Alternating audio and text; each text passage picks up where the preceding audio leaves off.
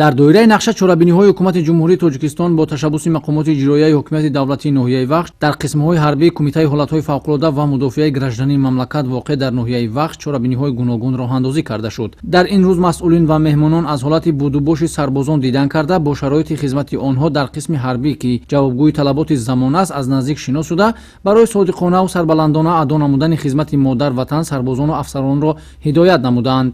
тавре иттилоъ дода шуд дар ин қисми ҳарбӣ баробари машқу тамрини оинномавӣ ҳамчунин барои истироҳату фароғат ва тақвияти донишу малакаи зеҳнии ҷавонон имконияти мусоид фароҳам шудааст. зимни вохӯрӣ дар майдони сафҳорои масъулин вобаста ба шароити мусоиди хизмат дар сафи қувваҳои мусаллаҳи мамлакат маълумот дода иброз доштанд ки ҳукумати ҷумҳурии Тоҷикистон дар раванди татбиқи барномаҳои ислоҳотӣ сохторӣ ба масъалаи тақвияти иқтидори ҷангии артиши миллӣ ва дигар сохторҳои низомӣ таваҷҷӯҳи хоса зоҳир карда бо бунёди иншооту биноҳои зарурии замонавӣ ва бо техникаву лавозимоти ҷангии муосир таъмин намудани қувваҳои мусаллаҳи мамлакат эътибори аввалиндараҷа медиҳад.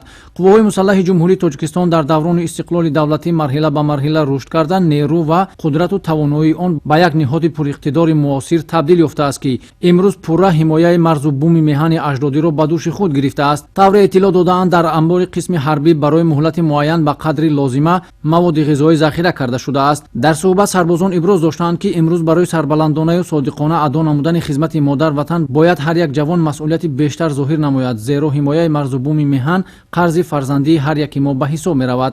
соли 4 мешавад ки дар сафи қувваҳои мусаллаҳи ҷумҳурии Тоҷикистон хизмат намуда истодам.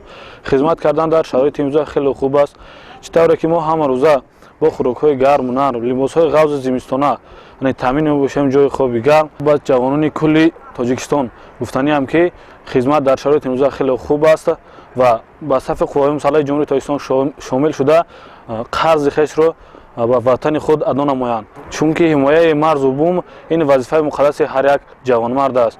иброз гардид ки хизмат дар сафи қувваҳои мусаллаҳи мамлакат барои ҳар як ҷавон имкон медиҳад ки ҷисману рӯҳан обу-тоб ёфта бо баланд бардоштани ҳисси ватандӯстӣ, худшиносӣ ва ҷасурию далерии муҳофизи содиқи ватан бошад. роҳандозӣ намудани чунин тадбирҳои амалӣ баҳри боз ҳам баланд бардоштани маърифати ҳуқуқиву сиёсӣ, тарбияи ҳарбии ватандӯстӣ ва омода гардидани ҷавонони синни даъватӣ барои хизмат дар сафи қувваҳои мусаллаҳи мамлакат мусоидат менамояд. аз ин рӯ мин баъд низ ҳамин гуна суҳбату вохӯриҳо ба нақша гирифта шудааст.